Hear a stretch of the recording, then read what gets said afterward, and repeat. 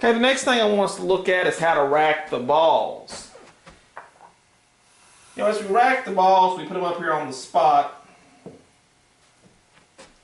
Everyone's been taught that the important thing to look at is whether or not the 1 is frozen to the 2 and frozen to the 3. These first 3 balls, everybody concentrates on that.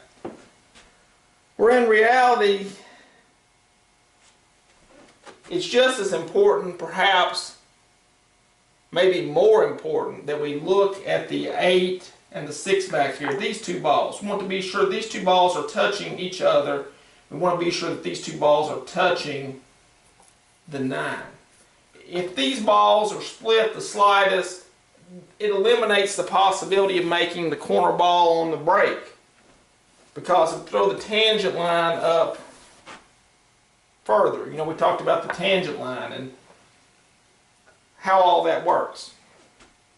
So perhaps if the balls are racked perfectly, you come to the table, the balls are racked perfectly, how do you go about making the corner ball? The way we go about pocketing the corner ball would be, if we're breaking from the left side of the table over here, then you're wanting to drive the 1 into the 3. Less pressure on the 2. If the 1 hits the 3, then it's going to hit the 9 and the 8, and the 8 is going to move before the 2 or the 4. As the 8 moves away, that drops the tangent line. Then as the 4 strikes it, the corner ball goes into the corner pocket. If you're striking this ball pretty full, the 1 ball, if you're striking it full and the corner ball isn't going in on the break, you can try what's known as the cut break, and that's where they're not hitting it completely square. They would be cutting it a little bit so that the 1 would strike the 3 even fuller, giving more of a reaction to the 8 and 9, causing it to move even quicker out of the way, dropping the tangent line sooner to allow that 4 ball to go into the pocket.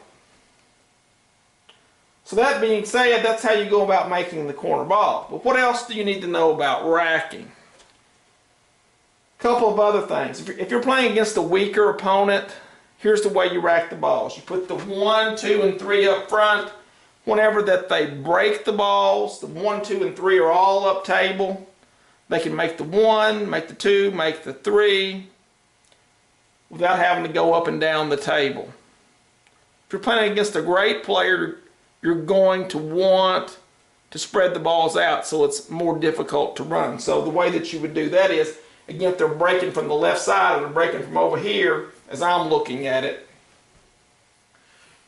you're going to put the 3 up here, and then you're going to put the 2 back here. I'm sorry. You're going to put the 3 over here, and then you're going to put the 2 over here if they're breaking from that side. If they're breaking from that side, then you're going to put the 3 up here and the 2 over here. Now the reason that this works is if they're breaking from this side, the 1 and 3 go up the table, the 2 stays down. So they're having to make the 1 up there, bring their cue ball back down here to make the 2, then send their cue ball all the way back up there to make the 3. So there's a lot of traveling, and it's much easier for them to make a mistake if the cue ball has to travel more. So it's a small percentage that the players are using, so take that into consideration when you're racking the balls. Remember, if you're playing against a weaker opponent, 1, 2, 3 up front.